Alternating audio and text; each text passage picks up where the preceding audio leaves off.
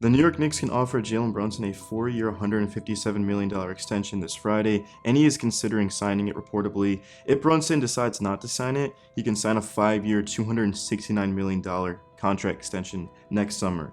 That's a difference of $113 million guaranteed. It's a $39.1 million average annual value in the extension versus a $53.8 million one in the free agent contract. The reason why Brunson is contemplating signing for less money on an extension is to help the Knicks' flexibility. If you guys follow him and Josh Hart's podcast, they've gone over the salary cap and he's well aware of the current CBA causes with team building. Brunson taking the cheaper extension would help the Knicks avoid the second apron in the immediate future. We'll wait and see what ends up happening, but if Brunson does take less money, to me, he'd be without question my favorite Knick of all time. Right now, it's Carmelo Anthony.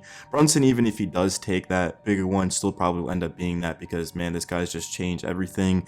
But overall, Brunson, another reason why he is interested in signing that extension now is for just security, right? He has no interest in playing elsewhere. He's got his dad as an assistant coach in Rick Brunson. He's got a great relationship with Knicks president Leon Rose and head coach Tom Thibodeau. He now has his best friends, Mikal Bridges, Donte DiVincenzo, Josh Hart. All of these guys are here.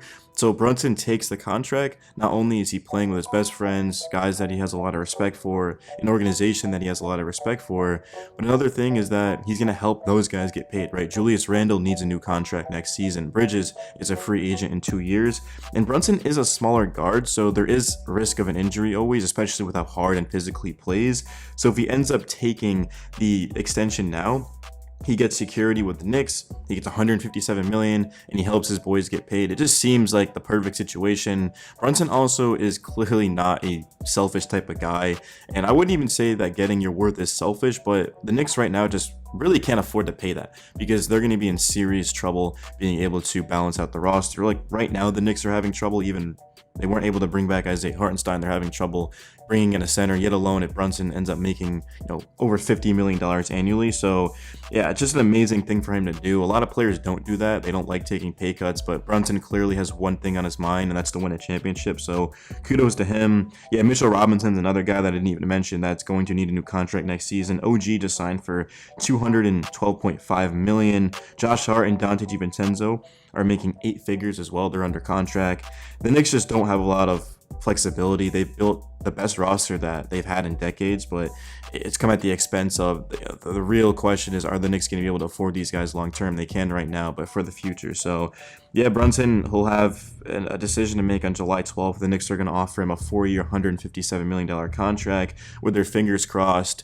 We just have to hope that James Dolan doesn't just pocket that money and actually uses it to help this roster. But to this point, I trust Leon, man. I think he's going to make the right moves and the right decisions, and I'm super excited. And Brunson, of course, is coming off of his best season as a pro. He had career highs in points, assists, free throw percentage, and three-pointers made. He became the first player in NBA history to have a game scoring 50 points with at least 5 rebounds, 5 assists, 5 steals, and 5 three-pointers. In January, the Knicks went 14-2, and Brunson averaged 28.9 points per game and 7.7 assists per game during that stretch. He averaged 31.6 points per game and 7.1 assists per game the rest of the way, and led the Knicks to its second seed in over a decade.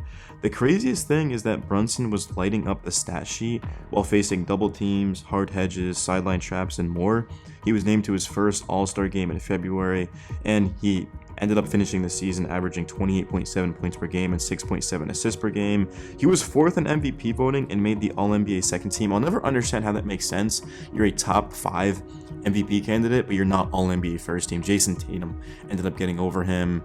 I mean, to be honest, I'm not going to hate on Giannis because I think Giannis was deserving, but Tatum over Brunson is just sickening. It's disgusting, and I don't understand how the voters do that. Clearly, they weren't watching a lot of Jalen Brunson, but whatever. It is what it is. Obviously, the goal here is to win games, to win a championship, not to get personal accolades, but Brunson was even better in the playoffs. The final 4 games against Philly, he averaged 41.8 points per game and 10.3 assists per game. He had a 47-10 game against the Sixers to take a 3-1 series lead. Against the Pacers, Brunson was a little bit all over the place.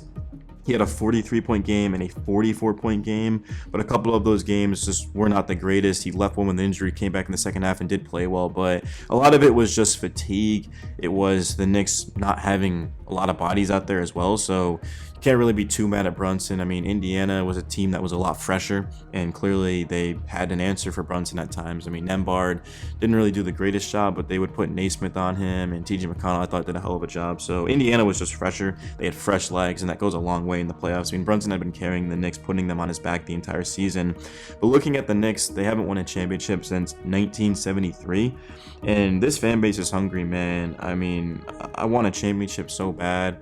There's Knicks fans that have never seen a championship. I'm one of them, and we want to go out there and get that done. So for Brunson to even be considering taking a huge, significant pay cut shows a lot about who he is and what he wants to do. I mean, he doesn't want one championship, he wants multiple, and I do think that the Knicks have the best chance next season to beat the Boston Celtics. That's who everyone's chasing, and it's going to be a hell of a season. Brunson and Hart said on that podcast, the roommates show that they are marking Boston on their calendar, and last season, Boston took 3 of 4 from us, but the last game was when we had OG and we did beat them. We had a 30-point lead going into the fourth quarter, so it's going to be a lot of fun.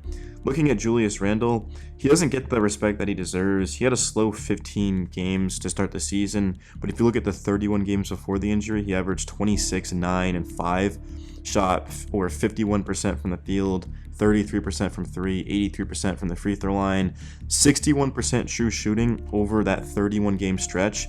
If he was able to continue that pace the rest of the year, that would have been his most efficient season as a Knick. The question for me is Randle in the playoffs, right? We've seen him against the Atlanta Hawks. He was absolutely horrific. And then we've seen him against the Cavs and the Heat, but he was injured. But my thing is that if you're playing, you've got to produce, right? You don't need to go out there and score 25 a game, but you got to give the Knicks something. And Julius Randle just simply made the Knicks a worse basketball team when he was on the floor in that series. So hopefully Randle this time around can figure it out, and I think he will, because there's just a lot less pressure, right? You've now got Mikal Bridges, you've got OG, you've got McBride, Dante Hart.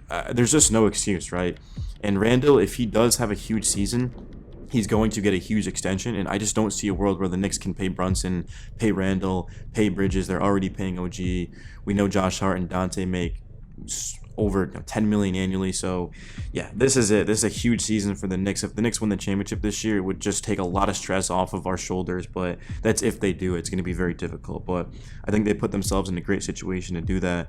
And Donte DiVincenzo, 4-year $47 million contracts, one of the best value contracts in the league, a guy that shot over 40% from 3, a guy that came into the starting lineup, of course, for struggling Quentin Grimes and was absolutely lighting the league on fire. The dude was putting up like 11 threes a game. I mean, Donte was incredible defensively. He's a good passer, high IQ player. I mean, he's just a big-time piece. I mean, against the Pistons, he had 11 threes. I remember against the Pacers, he had 38 on 7 of 11 from 3. After that game, he averaged 19, 4, 3, and 2 steals, shot 44% from the field, 39 from 3 on 10 attempts a game. That's what I was looking for. So yeah, Dante's just, his volume was insane. So you could argue he had the best 3-point shooting season in the league, because in 2024 he made the most threes in the NBA, but it's also the volume and the amount of difficult shots he was taking, right?